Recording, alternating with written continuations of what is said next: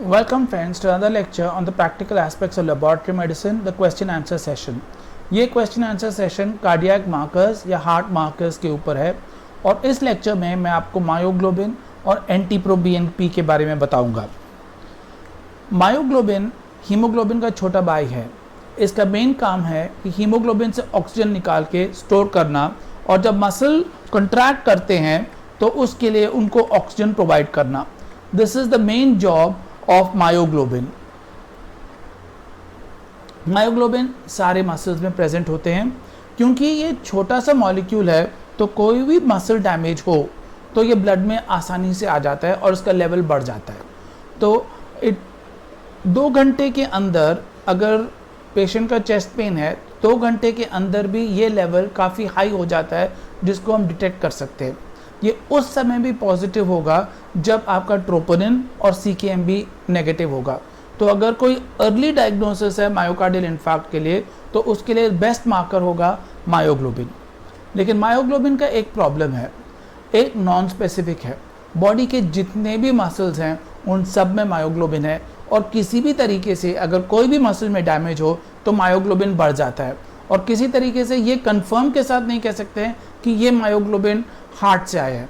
जैसे troponin we are sure कि वो हार्ट से ही आता है, CKMB वी आर श्योर कि वो हार्ट से ही आ रहा है। लेकिन मायोग्लोबिन जो है कोई भी मसल डैमेज के कारण ब्लड में आ सकता है। जैसे कि किसी का कोई इंट्रामस्कुलर इंजेक्शन दिया तो मायोग्लोबिन बढ़ जाएगा।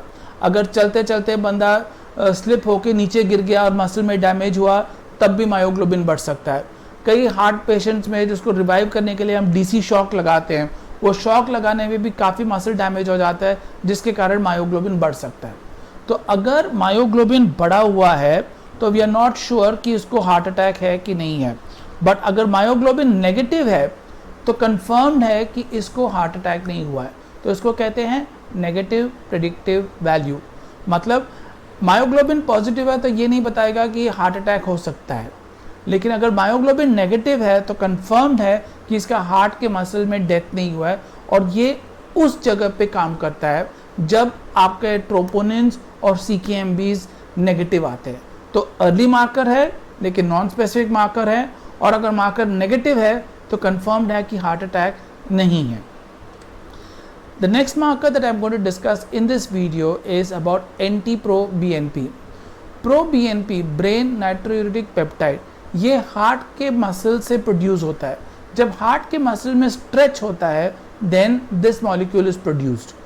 नाउ दिस मॉलिक्यूल इंडिकेट्स कि जो हार्ट का पंप है वो फेल हो रहा है। नॉर्मली जितना ब्लड हार्ट के अंदर आता है ब्लड पंप करके हार्ट पंप करके उसको बाहर भेज देता है। लेकिन अगर पंप फेल हो रहा है तो जितना ब्लड अंदर आता है उसको पूरा फेंक नहीं पाता है, सर्कुलेशन में भेज नहीं पाता है। तो वो थोड़ा बहुत ब्लड हार्ट के अंदर अक्यूमुलेट होता है जिसके कारण धीरे धीरे करके हार्ट के मसल में खिंचाव पड़ती है। और जब ये खिंचाव पड़ती है तो हार्ट मसल जो है BNP प्रोड्यूस करता है और BNP का लेवल्स ब्लड में बढ़ता है।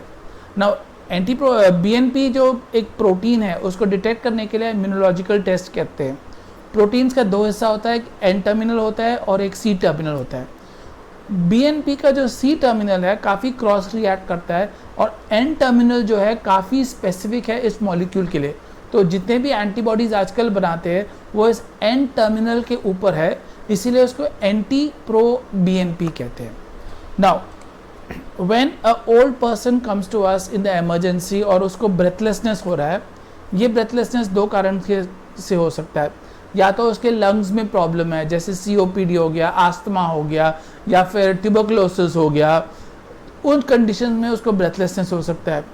एक और कंडीशन है कि हार्ट फेल हो रहा है, हार्ट ठीक से पंप नहीं कर रहा है तो उसके कारण लंग में फ्लूइड्स भर गया जिसके कारण पेशेंट ब्रीथ नहीं कर पा रहा है। तो ब्रेथलेसनेस या तो लंग्स के कारण हो सकता है या तो हार्ट के कारण हो सकता है।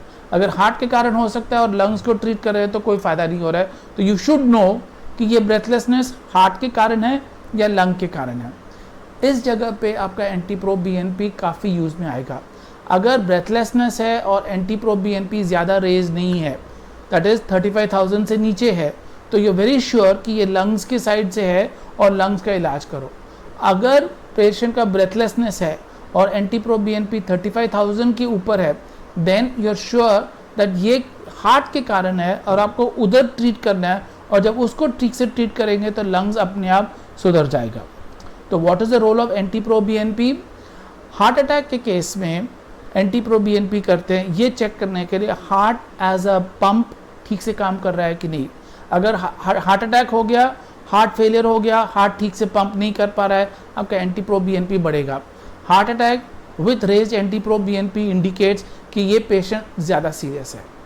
और अगर एक पेशेंट इमरजेंसी में आता है ब्रेथलेसनेस के साथ और आपको क्लैरिफाई करना है कि मैं इसको चेस्ट फिजिशियन के पास भेजूं या फिर कार्डियोलॉजिस्ट बुलाकर इलाज कराना है, तो उस समय भी एंटी प्रो बीएनपी करके इन दोनों का डिफरेंस कर सकते हैं। So in this lecture I discussed to you with the roles of myoglobin and I discussed about NT-proBNP. Thank you for watching my lecture. Send me your feedbacks, comments or video requests to qsinbiochemistry@gmail.com और अगले video पे हम मिलेंगे। Thank you very much.